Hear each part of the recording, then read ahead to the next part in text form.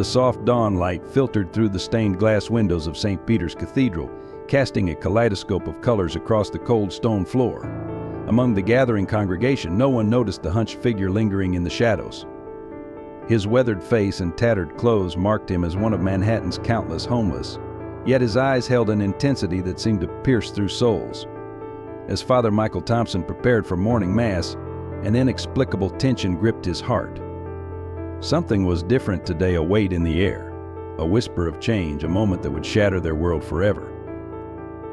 The whispers turned to gasps as the homeless man strode down the aisle, his bare feet leaving muddy prints on the pristine marble. He stopped at the altar, turned to face the stunned congregation, and in a voice that commanded attention declared, "I am James Sullivan, the priest you condemned 5 years ago, and today I bring truth that will shake this church to its foundations." Before we dive into this incredible true story of faith and redemption, take a moment to let us know where you're watching from and hit that like button. Your support means everything to our community. St. Peter's Cathedral stood as a towering testament to faith in downtown Manhattan, its Gothic spires reaching toward heaven like prayers cast in stone. Yet within its hallowed walls, Father Michael Thompson fought a private battle with his conscience. At 45, his once unwavering faith had begun to crack under the weight of modern challenges and personal guilt. The church, once the spiritual heart of the community, had seen its congregation dwindle over the past 5 years. The wooden pews, which once overflowed with faithful parishioners, now sat half empty during Sunday Mass. The decline had begun shortly after the scandalous departure of Father James Sullivan, though few dared to speak of that dark chapter openly.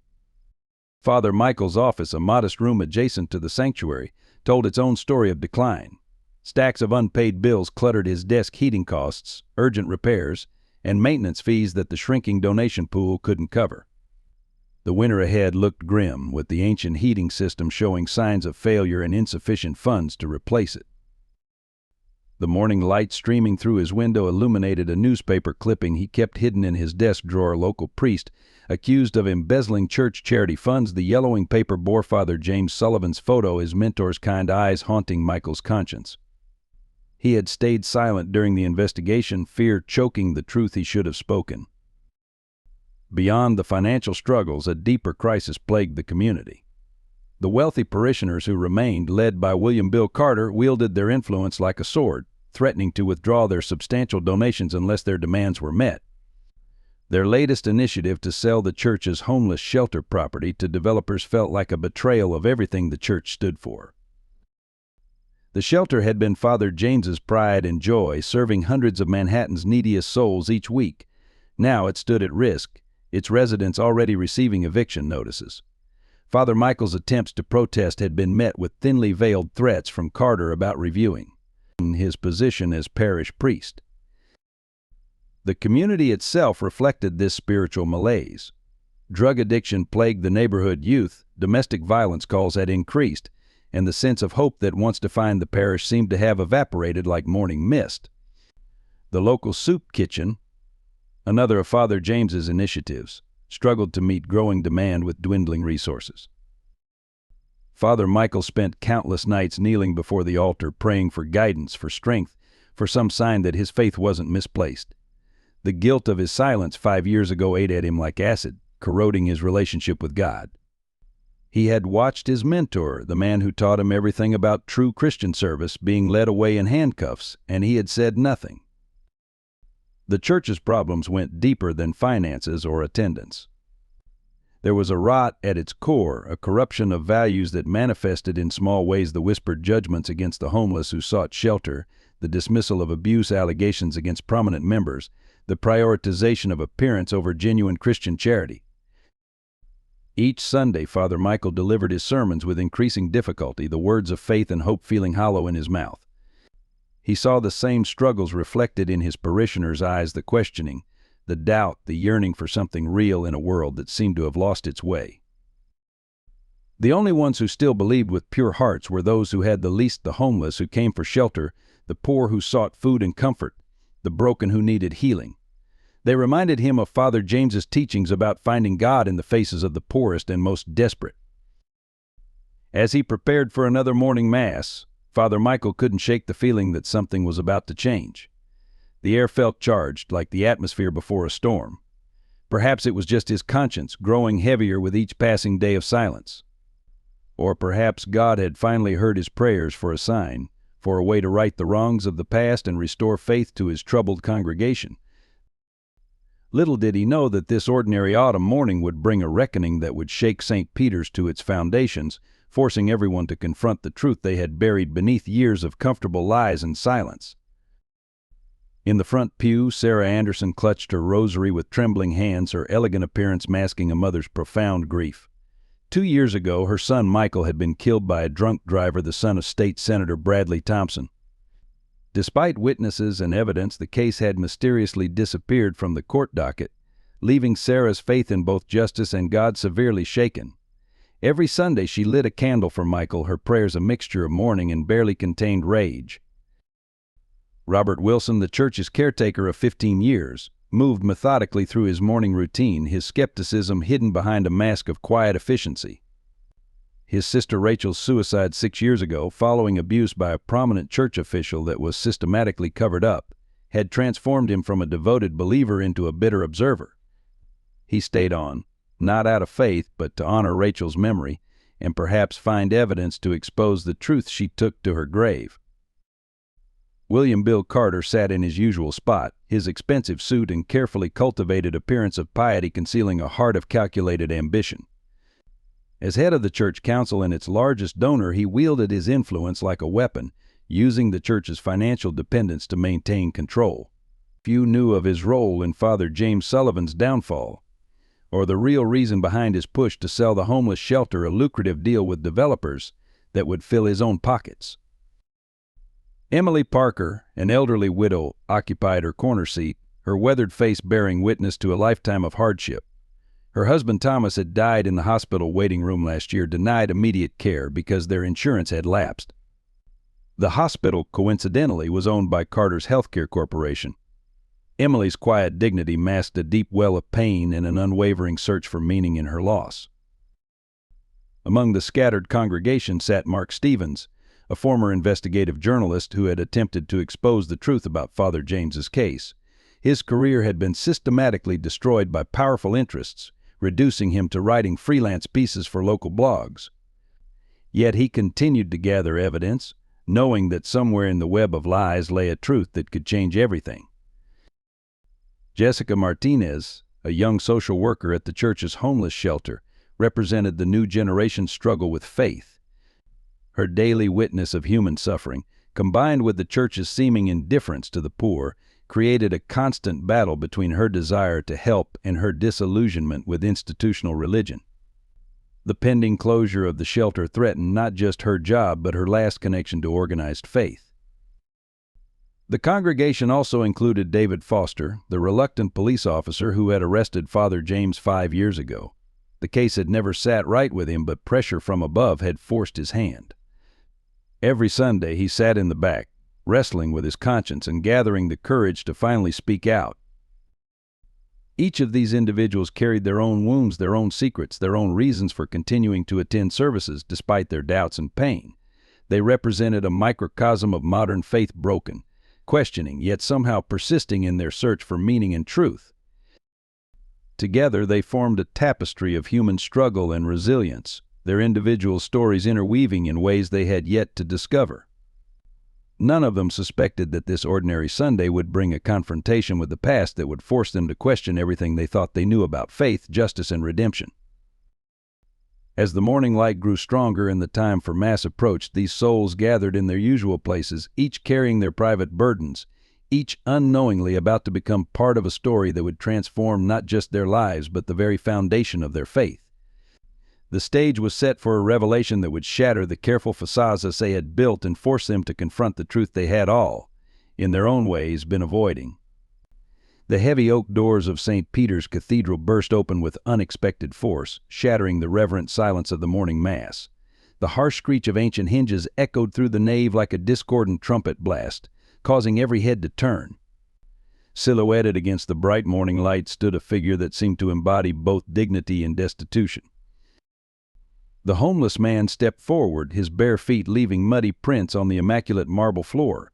His clothes were tattered remnants of what might once have been clerical garments, now reduced to dirty rags that hung from his gaunt frame. Yet he walked with the measured pace and authority of someone who belonged there, someone who knew these halls intimately. His matted gray hair and unkempt beard couldn't hide the sharp intelligence in his eyes. Eyes seemed to hold both infinite sadness and unwavering purpose.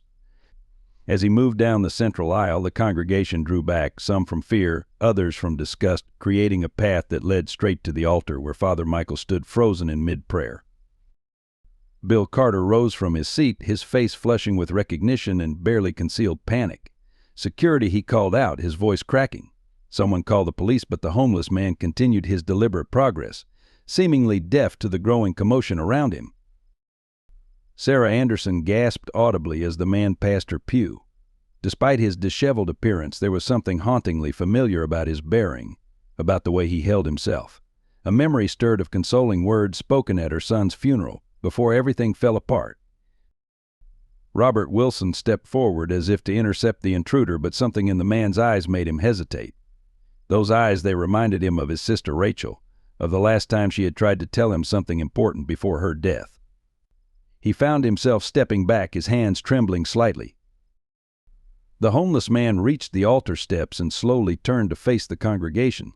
The morning light streaming through the stained glass windows seemed to gather around him, creating an almost otherworldly effect. When he spoke, his voice carried clearly to every corner of the church, rich with authority and tinged with sorrow. 5 years ago, he began, his words cutting through the nervous whispers, I stood in this very spot and preached about truth and justice. Today I return to finish that sermon. His gaze swept across the faces before him, lingering momentarily on Bill Carter, who had sunk back into his seat, pale and shaken. Father Michael gripped the altar rail for support, his knees threatening to buckle. The voice, he would know that voice anywhere. It had guided him through seminary, had taught him what it truly meant to serve God and community. It was the voice of his mentor, Father James Sullivan, the man he had failed to defend. Emily Parker began to weep softly, remembering how this man had sat with her through countless nights when her husband was first diagnosed, offering comfort and hope when no one else would. Even Jessica Martinez, too young to have known him personally, felt the power of his presence, recognizing in him the embodiment of the genuine Christian service she had always sought. The silence that fell over the church was absolute, broken only by the distant sound of police sirens growing closer. The homeless man, Father James, showed no concern for the approaching authorities. Instead, he reached into his tattered coat and withdrew a worn leather journal. In here, he said, holding it up like a sacred text, is the truth about what happened 5 years ago, about the money, about the accusations, about the real reasons I was forced to leave. His eyes found Father Michael's, and about those who knew the truth but chose silence.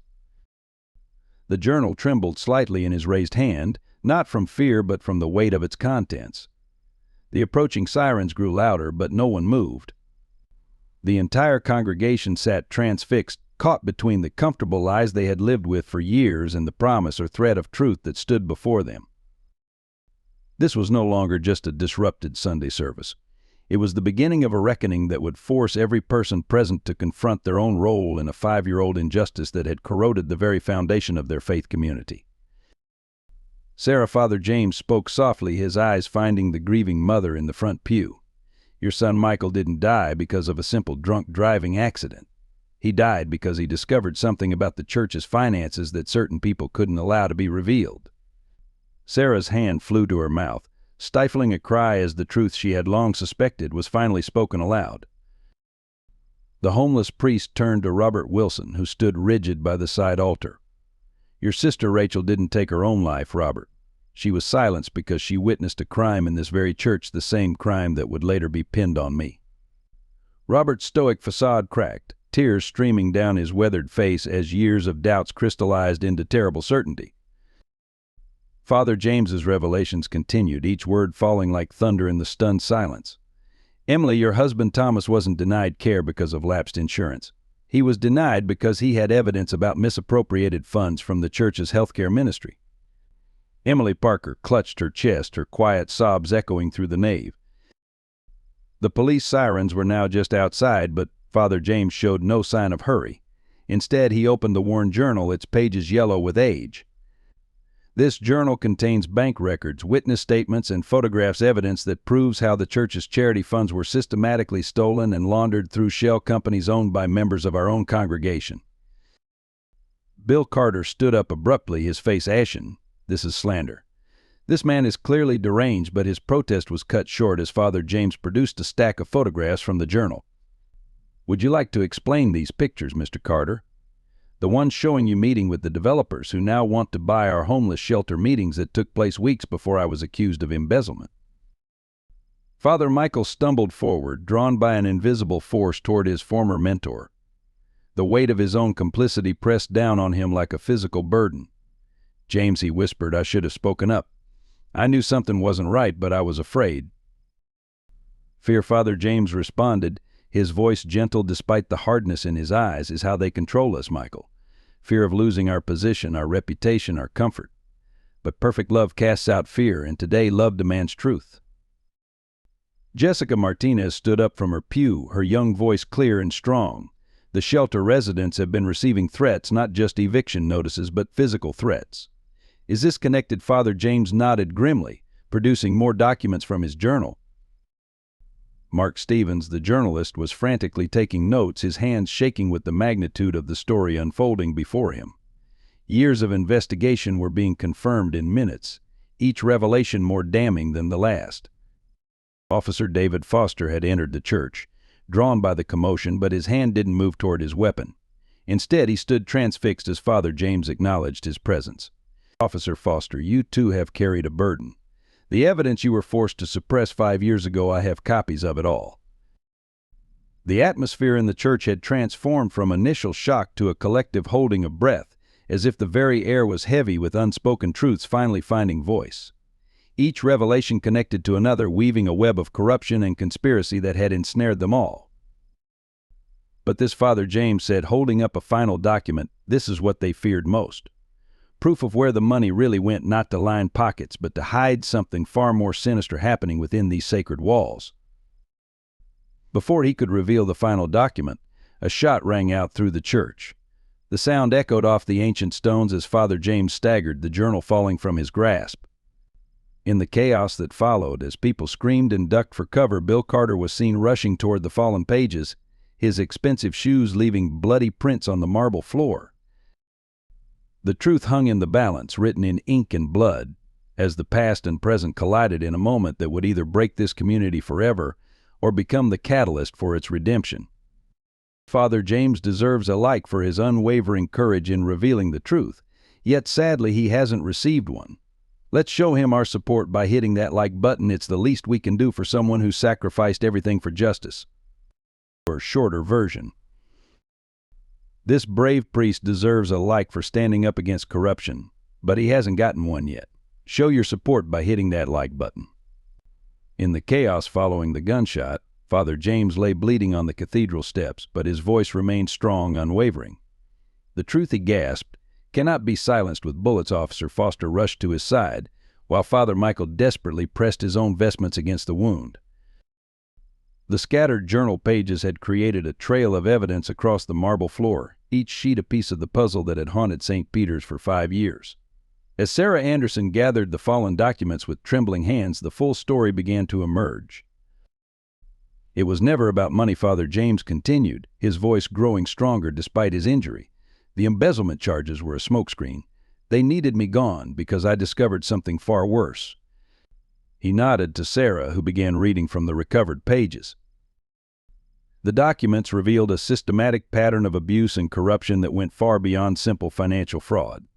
Father James had uncovered evidence that Bill Carter and several prominent church members had been using the charity's international missions as a front for human trafficking.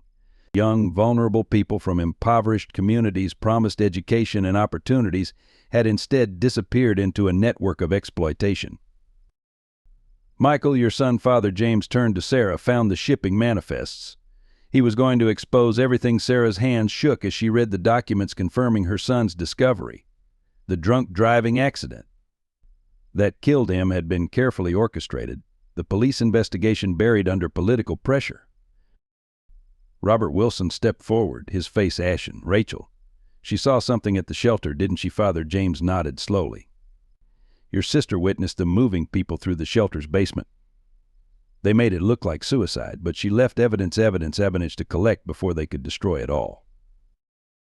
The congregation sat in stunned silence as the layers of deception were peeled away.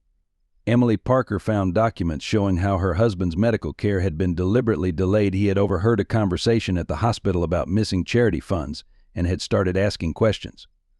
Mark Stevens, the journalist, was frantically photographing documents with his phone. "The bank records," he exclaimed, "they match perfectly with the suspicious transfers I traced 5 years ago. But how did you get these? They told me all these records were destroyed." Father James managed a weak smile. "I had help from inside the organization. Not everyone was willing to stay silent." He pulled another document from his coat, this one bearing the signature of a high-ranking church official who had committed suicide under mysterious circumstances shortly after Father James's arrest. The official signed confession detailed how he had been coerced into helping frame Father James, how the evidence had been fabricated, and how the real criminals had used the church's reputation and influence to shield their activities from scrutiny. "When they realized I had gathered enough evidence to expose them," Father James continued, "they moved quickly. The embezzlement charges were just the beginning. They destroyed my reputation, turned my own congregation against me, made sure no one would believe anything I said." Jessica Martinez, who had been examining more of the scattered documents, suddenly gasped. "The shelter closure, it's not about property values at all. These plans show they're still using it as a transit point. They need us gone because we're getting too close to their operation." The sound of approaching sirens grew louder, but this time they weren't coming for Father James. Officer Foster was already on his radio, calling for backup and medical assistance, his voice tight with suppressed emotion as he finally acted on the suspicions he'd carried for years.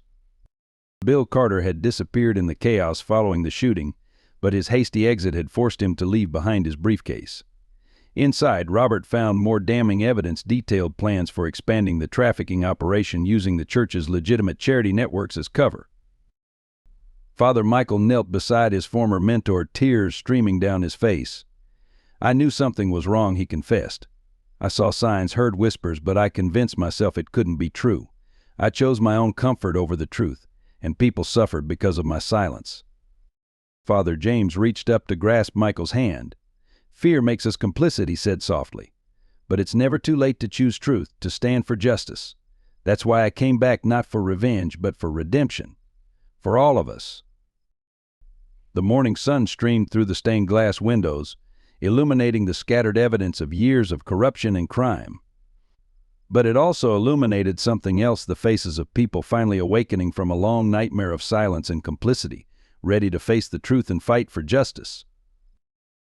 As paramedics rushed into the church, Father James's voice rang out one last time, clear and strong. "Despite his injury, the truth has been buried in darkness for 5 years.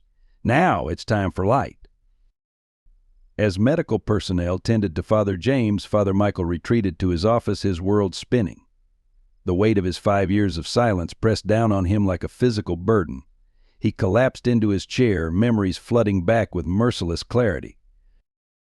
He remembered the exact moment when his cowardice had won over his conscience. It was a rainy Tuesday evening when Father James had first approached him with concerns about the charity funds. "Something's very wrong," Michael, his mentor, had said, showing him suspicious bank statements. "The numbers don't add up, and when I ask questions I get threats instead of answers." Michael had listened, had seen the evidence, had even helped gather some of it initially. But then the threats began.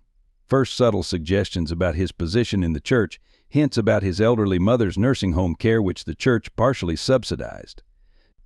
Then more overt photographs of him entering his sister's addiction treatment center, implications that her recovery might face unexpected complications. The memory of his final betrayal was most painful. Standing in the courthouse corridor, knowing he could provide testimony that would prove Father James's innocence, he had instead turned away when called to testify. "I'm sorry," he had whispered to himself, "I'm not strong enough." Now, sitting in his office with the sounds of chaos still echoing from the sanctuary, Father Michael pulled out his own hidden evidence, copies of documents he'd been too afraid to share, photographs he'd taken but never revealed. notes from conversations that could have prevented years of suffering. Sarah's son might still be alive if he had spoken up. Rachel Wilson might not have taken her own life. Emily's husband might have received the care he needed. The weight of these potential alternate futures crushed him with their possibility. A knock at his office door startled him. It was Jessica Martinez, her young face streaked with tears but determined. "Father Michael," she said, "there's something you need to see." She held out her phone, showing a video she had secretly recorded months ago, Bill Carter and his associates discussing plans for the shelter, mentioning Father James's name with sneering contempt. "I was afraid to show anyone," she admitted. "But watching Father James today, seeing his courage, I can't be silent anymore. And neither should you." Father Michael stared at the video, then at the evidence he'd hidden away for 5 years. In his mind, he heard Father James's words from long ago: "Courage isn't about being fearless, Michael. It's about doing what's right even when you're terrified." Standing slowly, Father Michael gathered his evidence. His hands shook, but his voice was steady as he spoke to Jessica. "Get Officer Foster. It's time for a full confession, not to God this time, but to the law." As he walked back toward the sanctuary, he passed the confessional where he had heard countless admissions of guilt from others while harboring his own terrible secret. The irony was not lost on him. The paramedics were preparing to transport Father James to the hospital. Michael approached his mentor, knelt beside the stretcher, and finally spoke the words he should have said 5 years ago. "I knew everything," he confessed, his voice breaking. "I had evidence I could have stopped it all, but I chose my own safety over the truth. The comfortable lie over the painful right. I failed you, I failed our community, I failed God." Father James looked at him with eyes full of understanding and compassion. "The past cannot be changed, Michael," he said softly. "But the future is still unwritten. What matters now is what you choose to do with the truth you've carried for so long." Officer Foster approached, notepad ready. Father Michael stood, squaring his shoulders. "I'd like to make a formal statement," he said, "about everything I've witnessed over the past 5 years. About my role in the conspiracy of silence that allowed this corruption to continue." As he began his confession, Father Michael felt a weight lifting, not the weight of guilt, which would take much longer to resolve, but the weight of pretense. For 5 years he had preached about truth and courage while living a lie. Now finally his words and actions would align. The morning sun had risen fully now, streaming through the stained glass windows and illuminating the chaos of scattered evidence, medical equipment, and gathered witnesses. In that light, Father Michael saw not just the end of his comfortable life, but the beginning of something more valuable: the chance for redemption through truth, no matter the cost. As Father James was rushed to the hospital, the remaining congregation gathered in small groups, each person grappling with their own connection to the unfolding tragedy. Sarah Anderson stood at the altar, her son's photograph clutched to her chest, finally understanding the full scope of why he had died. "Michael came to me that night," she began, her voice carrying through the hushed church. "He was excited, said he had discovered something huge. I told him to be careful, to wait until morning. If only I had listened more carefully."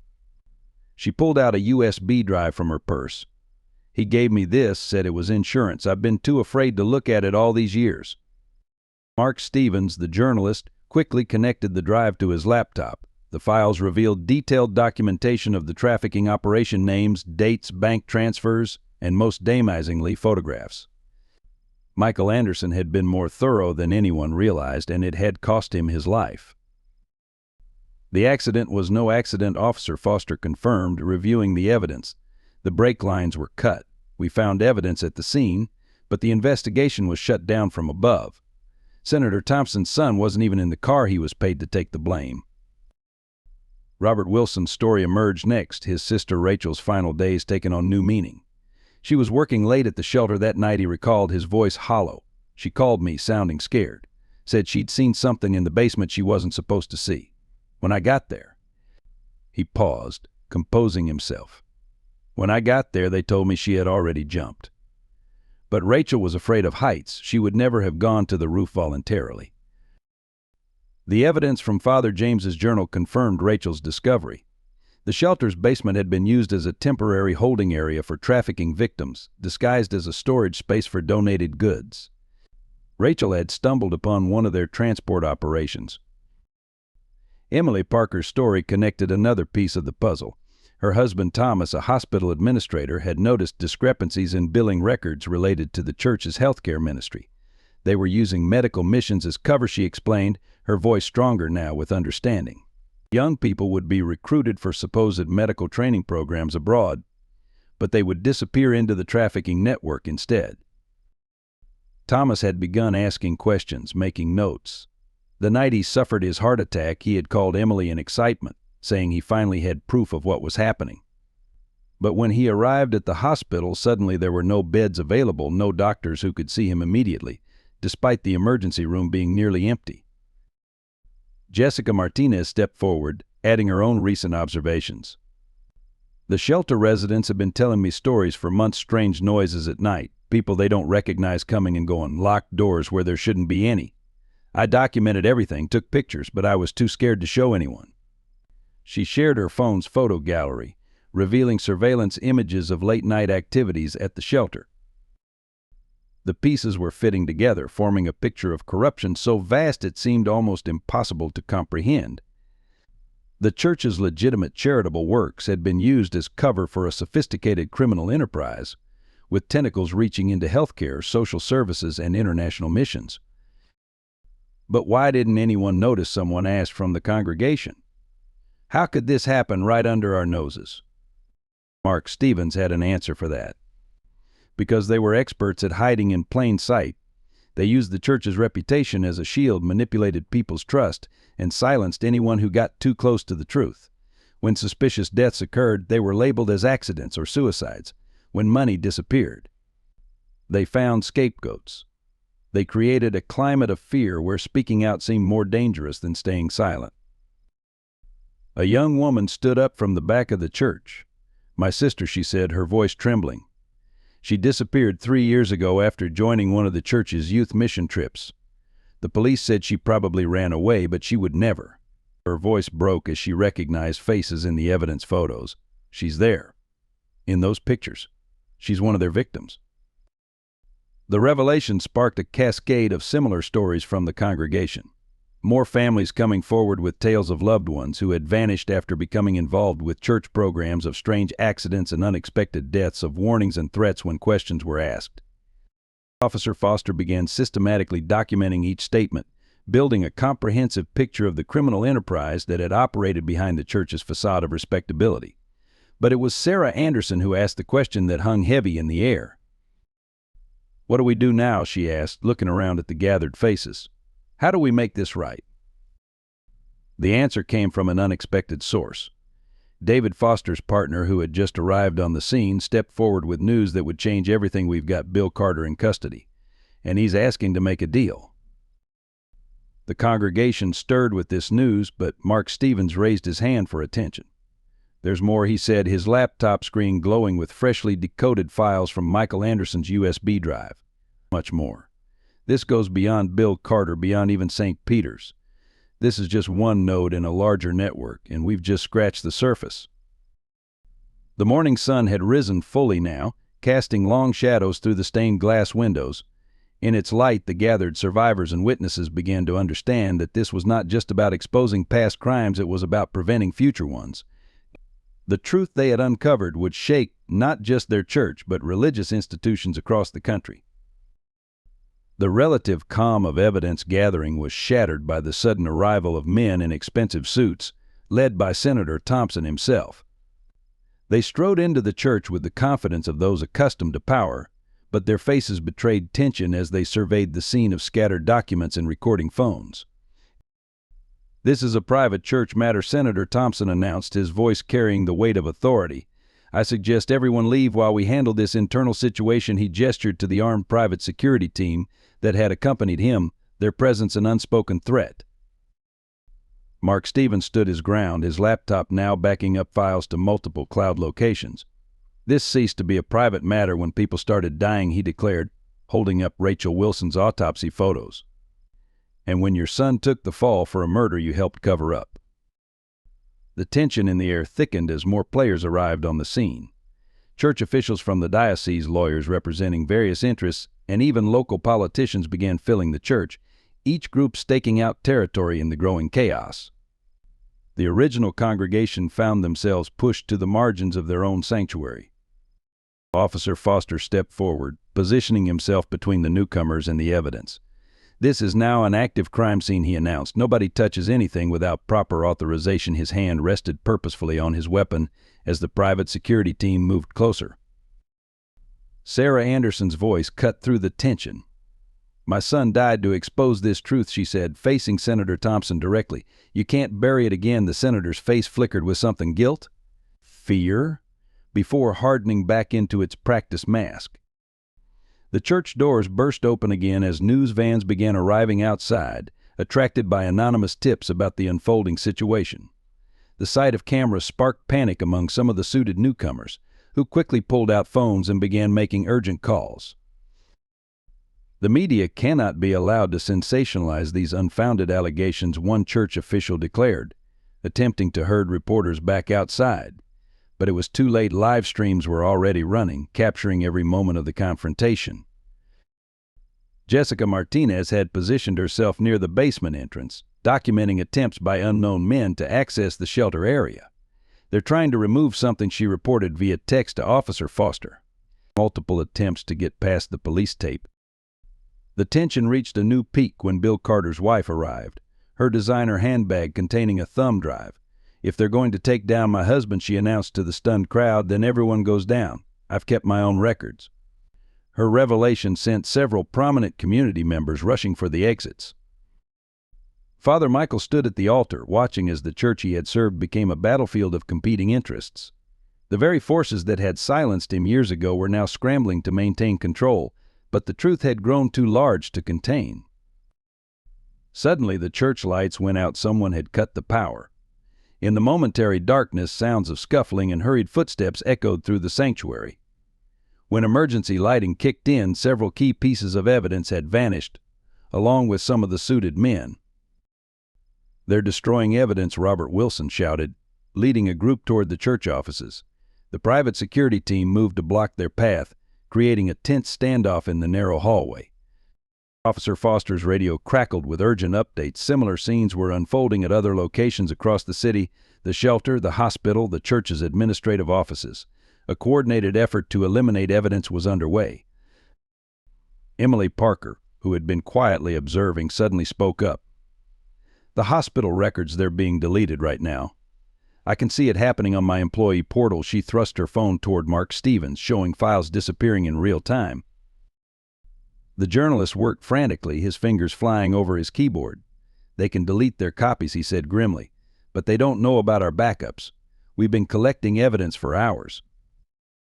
The tension reached its climax when Senator Thompson received a phone call that made his face turn ashen.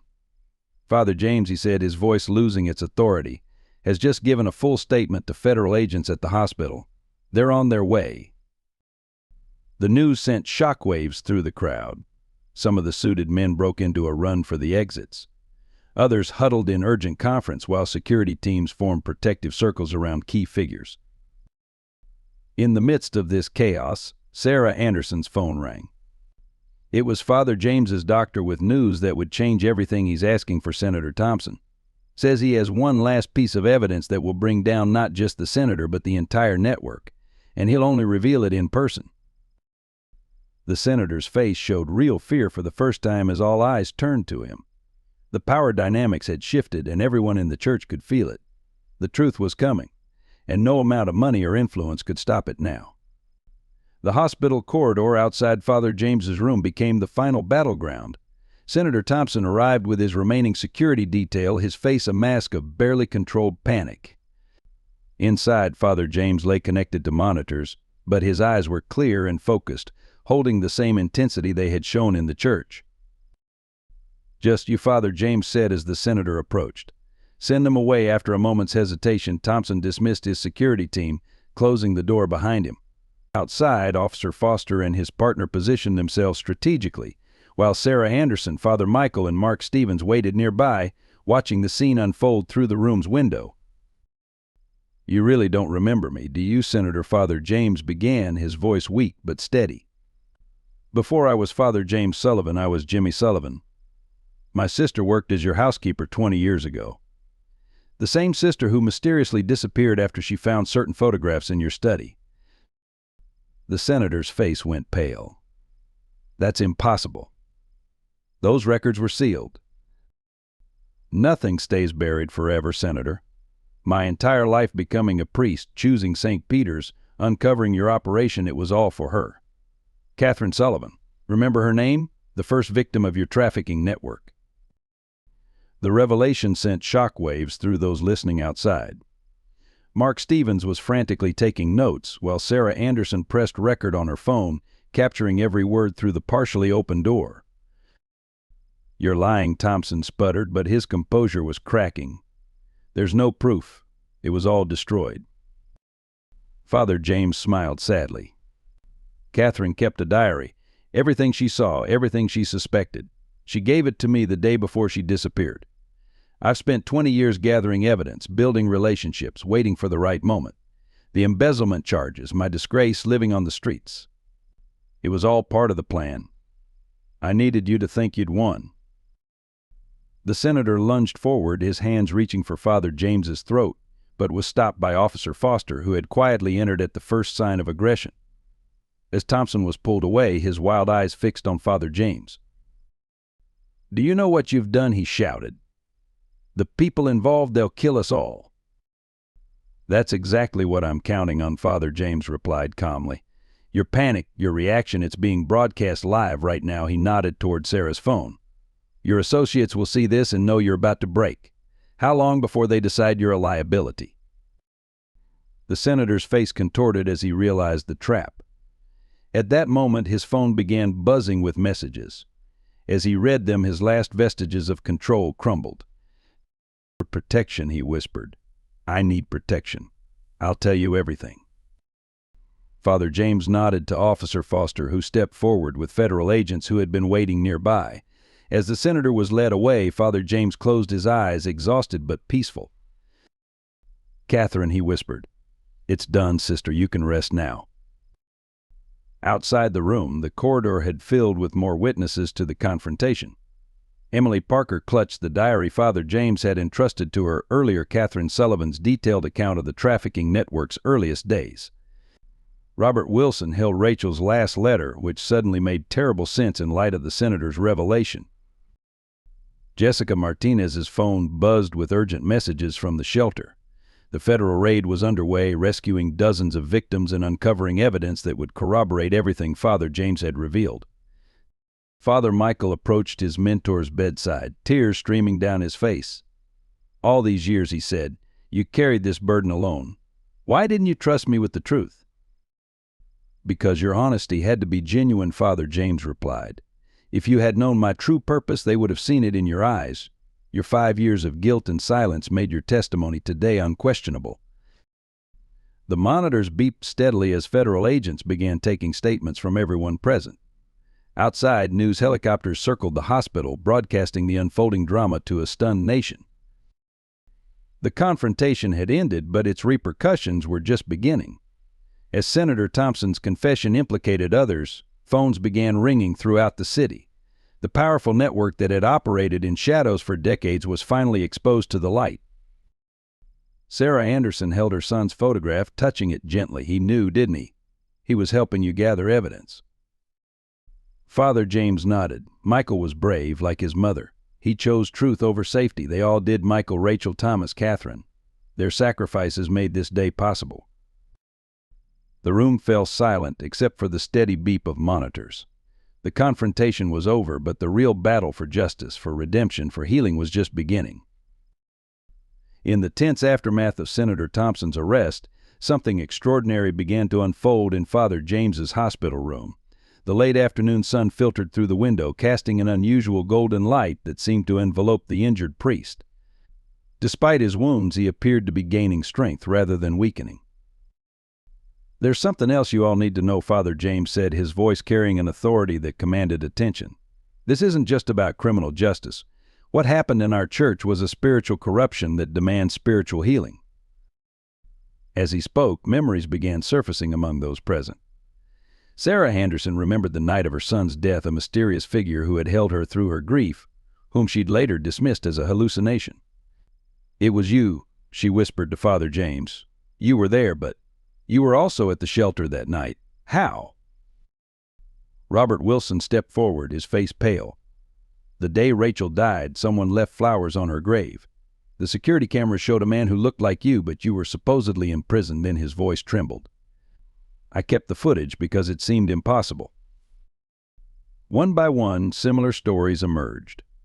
Emily Parker recalled a stranger who had sat with her husband in his final moments, offering comfort when she was stuck in traffic.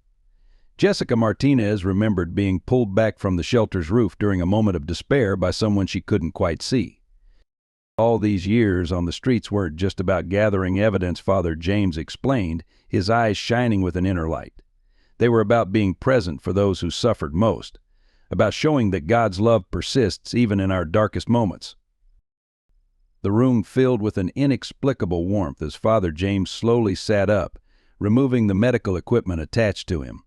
The wound that had been bleeding hours earlier had somehow closed, leaving only a faint scar. "The real miracle," he continued, "isn't in supernatural occurrences. It's in the courage of ordinary people choosing truth over comfort, justice over safety, love over fear." Mark Stevens, the skeptical journalist, found himself unable to explain the footage on his camera. The images showed Father James in his hospital bed, but surrounded by a soft light that shouldn't have been possible given the room's lighting. Father Michael fell to his knees beside the bed. "All those nights I prayed for a sign," he whispered. "You were sending them all along, weren't you? Every homeless person who came seeking help, every stranger who spoke uncomfortable truths." Father James smiled gently. "The divine doesn't always appear in burning bushes or parting seas. Sometimes it's in the quiet persistence of truth, in the courage of whistleblowers, in the comfort offered to the grieving." The hospital room had become crowded as more people arrived, drawn by an inexplicable sense that something profound was happening. The air seemed charged with energy, making the medical equipment malfunction with static. Officer Foster, a self-proclaimed skeptic, found himself unable to explain why his body camera had captured images of what appeared to be wings of light extending from Father James's shoulders during the confrontation with Senator Thompson. "This isn't about proving miracles," Father James said, now standing despite his injuries. "It's about recognizing that the divine works through human hands, human courage, human love. Each of you has been part of something larger than yourselves." The golden light in the room intensified, and for a moment, everyone present felt a profound sense of connection to each other, to the truth they had helped uncover, to something vast and loving that transcended their understanding. Jessica Martinez's phone captured a series of inexplicable photographs, images that showed not just the people in the room, but the luminous threads of love and courage that connected them, the weight of the truths they had carried, the light of the justice they had sought. "The greatest miracle," Father James concluded, his voice resonating with authority and love, "is that despite everything, the corruption, the fear, the loss, you never stopped believing in the possibility of justice. You never stopped seeking truth. You never stopped loving."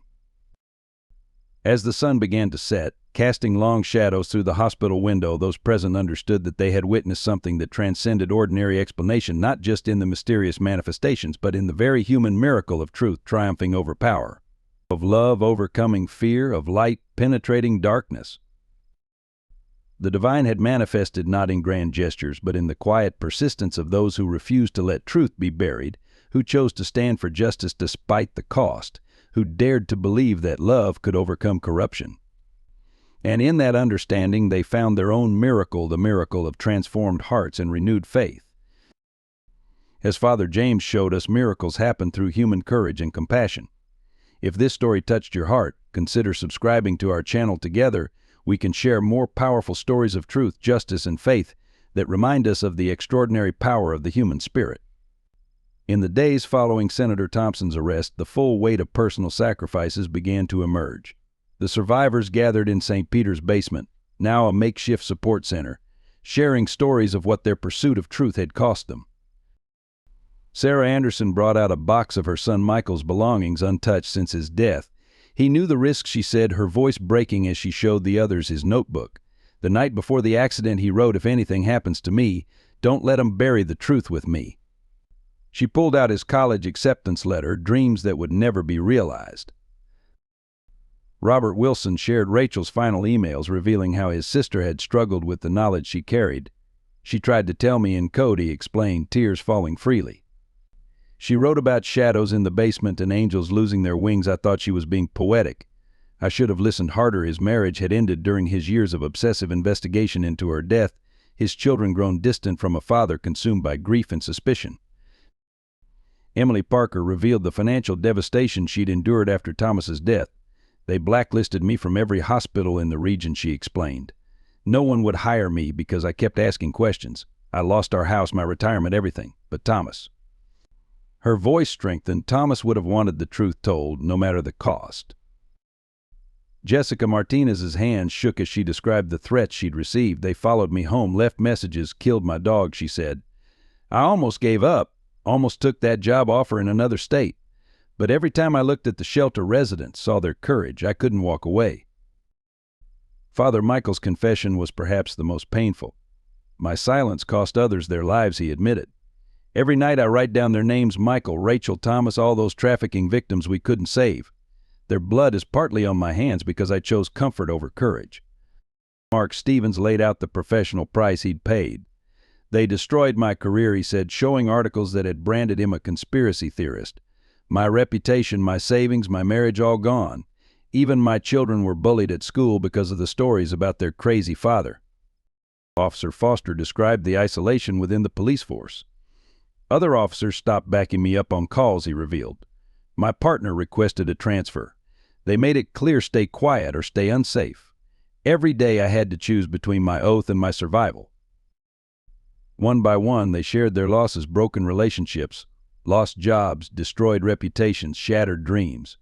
The cost of standing for truth had been devastating, touching every aspect of their lives.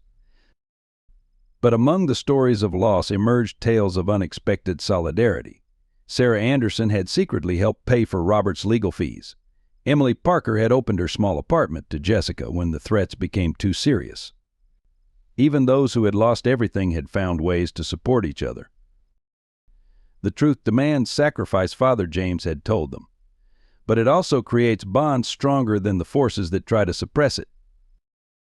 A young trafficking survivor, recently rescued from the shelter's hidden rooms, spoke softly about her own losses: family, innocence, years of her life. But she also spoke of hope, of the courage she'd found in knowing others had fought for her freedom. The personal costs were immense, measured not just in dollars and opportunities, but in relationships destroyed, futures altered, lives forever changed. Yet in sharing their stories, they found a different kind of wealth: the richness of authentic connection, of shared purpose, of truth finally spoken. As darkness fell outside, candles were lit in the basement, one for each person lost in their fight for justice. The flames flickered against the cold stone walls, casting long shadows but also offering light, much like the truth they had fought so hard to reveal. "We lost much," Sarah Anderson said, holding her candle high, "but we gained something too: the knowledge that we did not break, did not stay silent, did not let evil triumph through our fear." The basement of St. Peter's, once a place of hidden crimes, had become a sanctuary of shared healing, where the cost of courage was honored and the price of truth was finally understood. As federal investigators combed through St. Peter's records, the scope of institutional corruption began to stagger even the most seasoned agents. The church's labyrinth of shell companies, offshore accounts, and fraudulent charities stretched across continents, implicating officials at every level. "This isn't just about one church or one trafficking ring," the lead investigator explained during a private briefing. St. Peter's was a template replicated in religious institutions across the country. The same pattern of financial fraud masking human trafficking operations has been found in dozens of locations. The evidence revealed a sophisticated system where legitimate charitable work served as cover for criminal enterprises. International mission trips had been used to transport victims across borders. Medical outreach programs provided false documentation. Even the church's counseling services had been weaponized, identifying vulnerable individuals who could be easily exploited. Documentation emerged showing how church authorities had systematically silenced whistleblowers. Internal memos detailed the containment protocols, using everything from character assassination to strategic job terminations, from manufactured scandals to orchestrated accidents. The same patterns appeared in case after case, suggesting a standardized playbook for eliminating threats. The church's financial records revealed a dark network of influence. Donations had been used to buy police silence, judges' verdicts, and political protection. Every level of oversight had been compromised through a combination of bribes, blackmail, and strategic appointments of compromised individuals to key positions. They didn't just corrupt the system, Mark Stevens observed, reviewing the evidence. They became the system. Anyone who tried to expose them found themselves fighting not just criminals, but the very institutions meant to protect us. The investigation uncovered a pattern of strategic infiltration. Over decades, key positions in law enforcement, judiciary, and social services had been filled with individuals compromised by or complicit in the criminal enterprise. This network had ensured that complaints were dismissed, investigations derailed, and evidence disappeared. Most disturbing were the files detailing how vulnerable populations had been targeted. The church's legitimate charitable works had provided access to refugees, troubled youth, and impoverished communities. Those meant to protect had become predators, using their positions of trust to identify and exploit potential victims. The corruption had spread like a cancer, metastasizing through religious hierarchies, law enforcement agencies, and political offices. Each revelation led to new investigations, new arrests, new understanding of how deeply the rot had penetrated society's protective institutions. The internal communications revealed how the church's reputation had been weaponized against critics. Those who raised concerns were branded as anti-religious, their criticisms dismissed as attacks on faith itself. This strategy had proven particularly effective in communities where religious identity was strongly tied to social standing. The investigation exposed how religious tax exemptions and charitable status had been exploited to create a virtually impenetrable financial shield. Money could be moved, hidden, and laundered under the guise of religious freedom, making it nearly impossible for authorities to track without facing accusations of religious persecution. But perhaps most chilling were the records of institutional response to internal dissent. Priests who questioned suspicious activities were transferred to remote locations. Nuns who raised concerns about missing youth were pressured into silence through threats to their order's funding.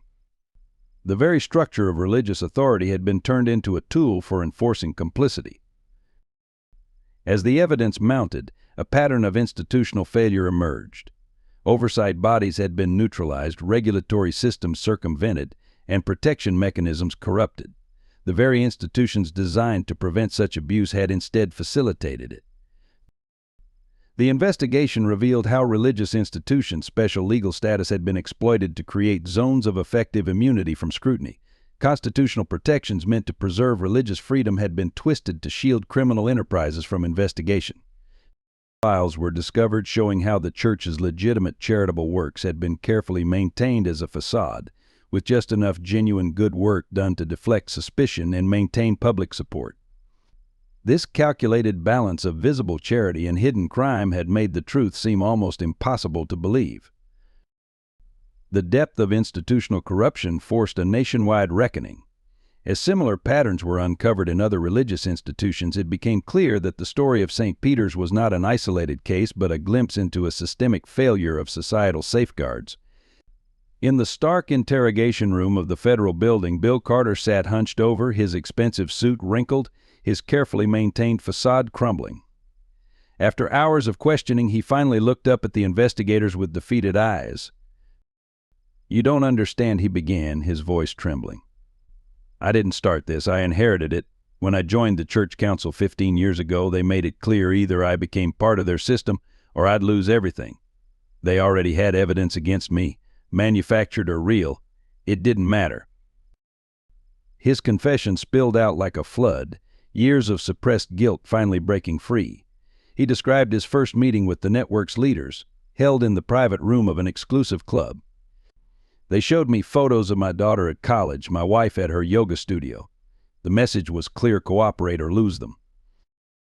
Carter revealed how the system had been designed to ensure mutual complicity.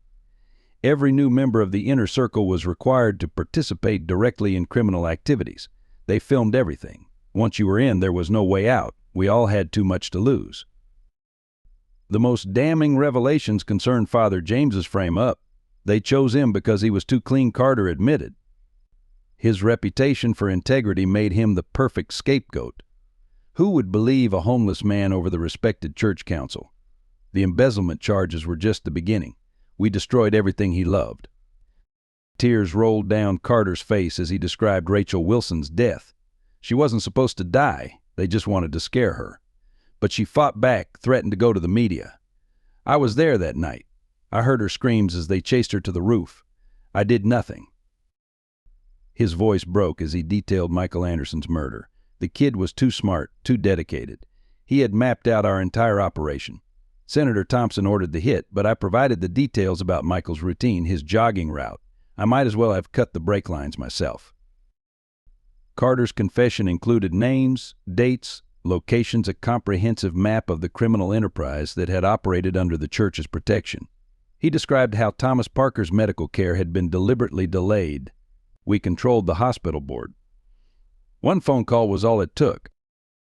The most shocking revelations concerned the scope of the trafficking operation. The shelter was just one node in a national network. Every major city has a similar setup, usually tied to religious institutions.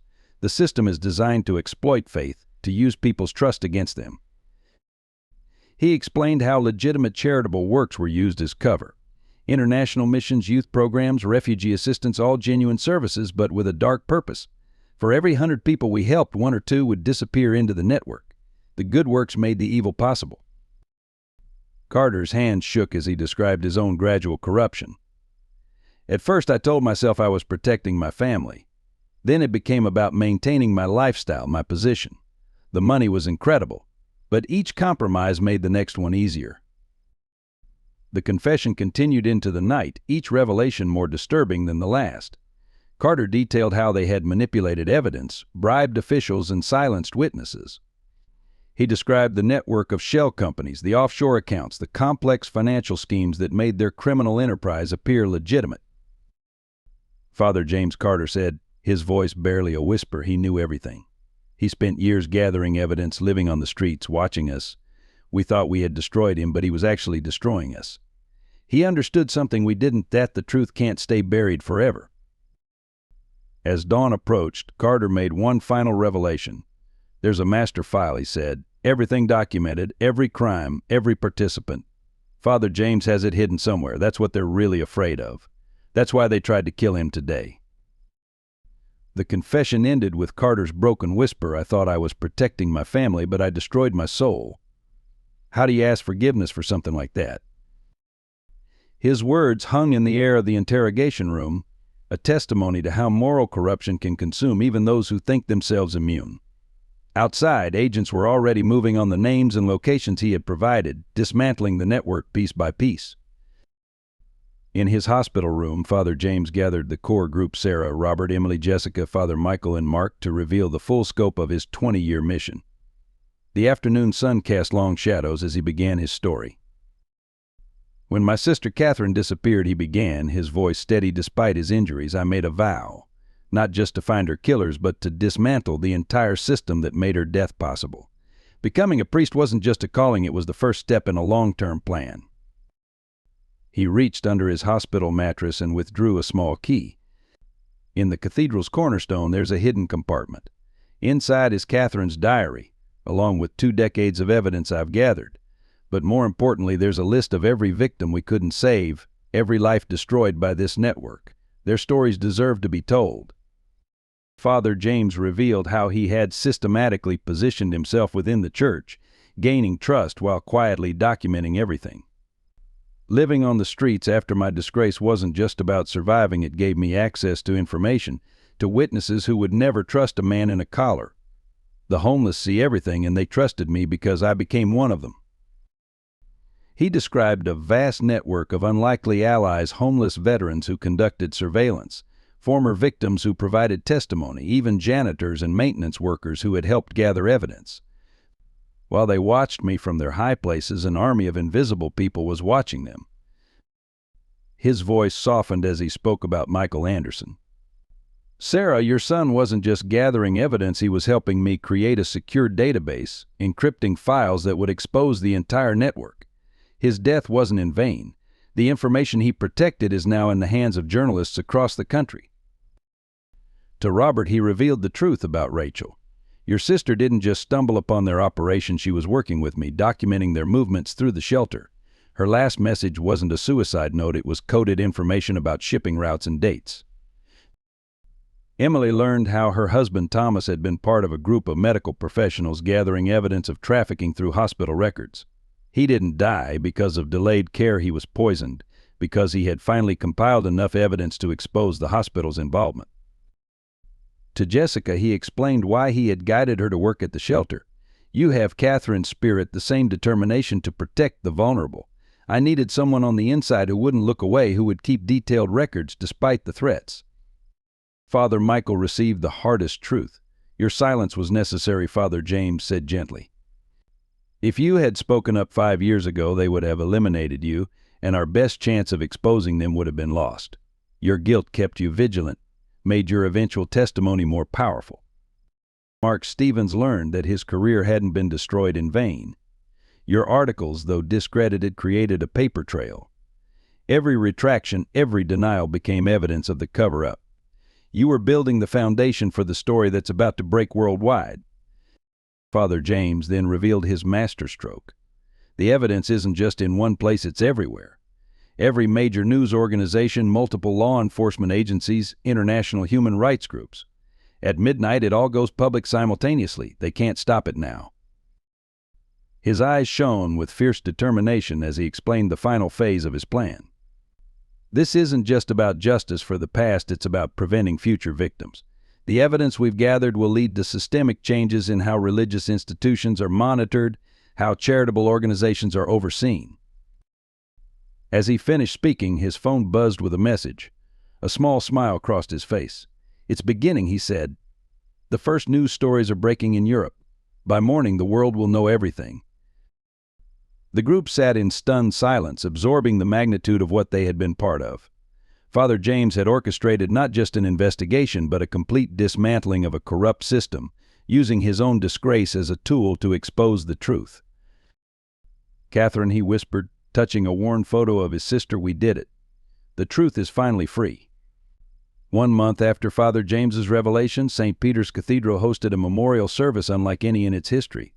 The pews were filled with a mix of survivors, families of victims, and members of the homeless community who had helped expose the truth.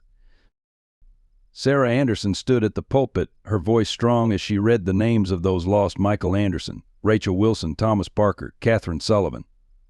The list continued, each name representing not just a life lost, but a story of courage that had contributed to the final revelation of truth. The investigation had led to over 300 arrests across the country, including prominent religious leaders, politicians, and business figures. Senator Thompson had turned state's evidence, his testimony leading to the identification of trafficking networks in 12 countries. Bill Carter, following his confession, had worked with prosecutors to unravel the financial networks that had supported the criminal enterprise. His cooperation had led to the recovery of millions in stolen charitable funds, money that would now be used to support survivors and prevent future trafficking. Father Michael, though stripped of his official duties pending a diocesan investigation, had found a new calling. He now worked with a survivors advocacy group, helping other religious institutions identify and prevent patterns of abuse and corruption. The church will be rebuilt, he announced to the congregation, not as a monument to power, but as a true sanctuary for those in need.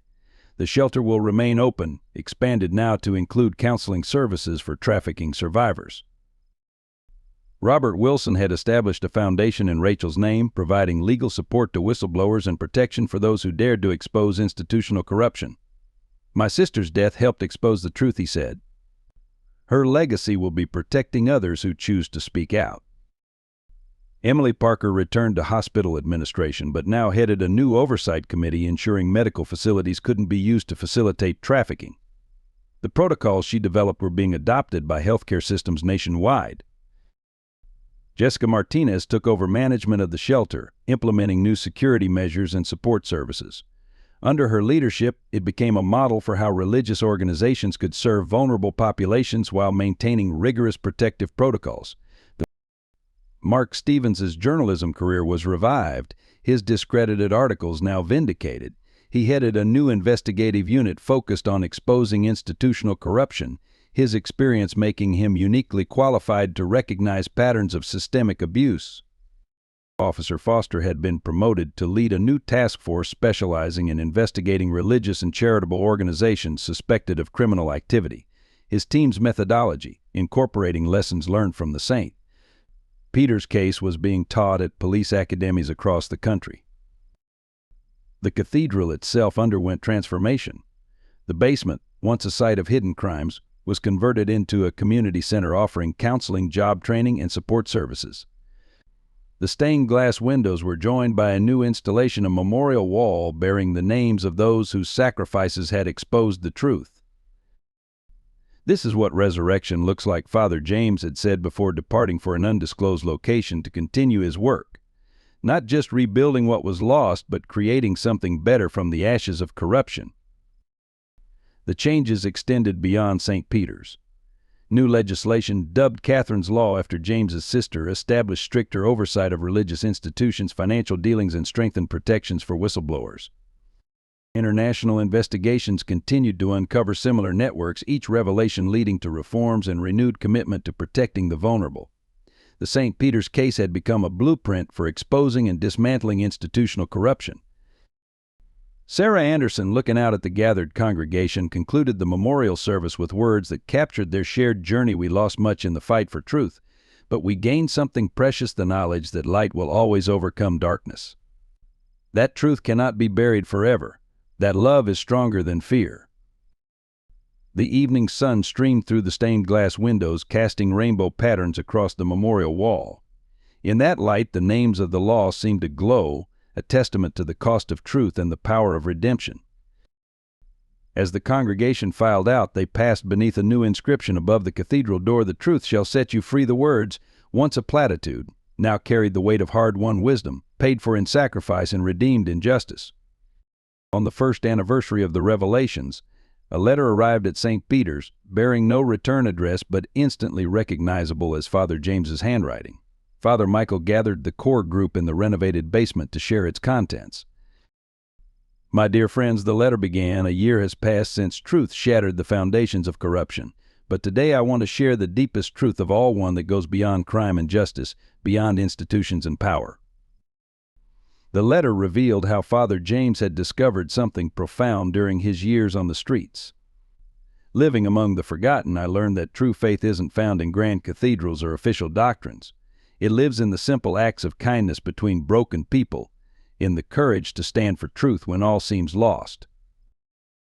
He described witnessing countless small miracles: homeless people sharing their last morsel of food, addicts helping each other stay clean, prostitutes protecting each other from violent clients. "These were my real congregation," he wrote, "teaching me more about divine love than any seminary ever could."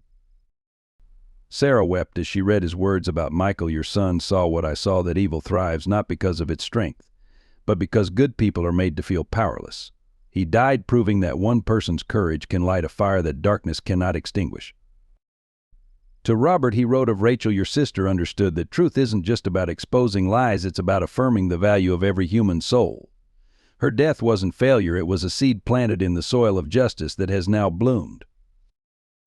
The letter spoke to each of them personally before delivering its final message. The greatest corruption wasn't in the crimes committed, but in the lie that we are powerless against institutional evil. You have proven that truth, when carried in enough hearts, becomes an unstoppable force. Father James explained his departure. "I continue my work in other places where darkness needs light. But know that the miracle wasn't in my actions, it was in your awakening, your refusal to be silenced, your determination to protect the vulnerable." He shared his vision for the future. St. Peter's isn't just a reformed institution, it's a beacon showing what becomes possible when people choose truth over comfort, courage over conformity, love over fear. Let it be a place where the broken find healing, where the voiceless find advocacy, where faith is measured by actions rather than words. The letter's conclusion brought tears to every eye. "I may have started this journey seeking justice for Catherine, but I found something greater, the proof that love is stronger than corruption, that truth is more powerful than empire, that the human spirit cannot be permanently crushed by institutional evil." A postscript contained one final revelation: the real miracle isn't that evil was exposed, it's that ordinary people found the extraordinary courage to stand for truth. Each of you carried a piece of divine light, and together you became a blaze that darkness could not overcome. As Father Michael folded the letter, a sense of peace filled the room. They understood now that Father James's disappearance wasn't an ending but a continuation, the same light that had exposed corruption at St. Peter's was now being carried to other places of darkness. Sarah touched the memorial wall, her fingers tracing Michael's name. "He's right," she said softly. "The miracle wasn't in the exposure of evil, it was in finding our own courage to stand for truth." The group sat in contemplative silence as the evening sun streamed through the new stained glass window, a design Father James had left behind, depicting not saints or angels but ordinary people standing together against darkness. Father Michael finally spoke. "Our work isn't finished. As long as there are institutions that value power over people, as long as there are vulnerable souls needing protection, our mission continues." The letter remained in St. Peter's archives, its message carved into the heart of the renewed community. Truth is not just a revelation but a revolution, turning fear into courage, isolation into unity, and ordinary people into bearers of extraordinary light. As darkness fell outside, the cathedral's new bells rang out their sound, carrying not just across the city but into the hearts of all who heard them, a reminder that light will always find its way through the cracks in the walls of corruption. As Father James showed us, one person's courage can ignite a light that darkness cannot extinguish. If this story touched your heart, please support our team by subscribing to our channel and sharing this video with your loved ones. Your likes and comments mean the world to us. Let us know how this story of faith, truth, and redemption affected you. Should we continue with part 2, revealing what happened after Father James's mysterious departure? Drop your thoughts below and don't forget to hit that like button to help spread this powerful message of hope and justice.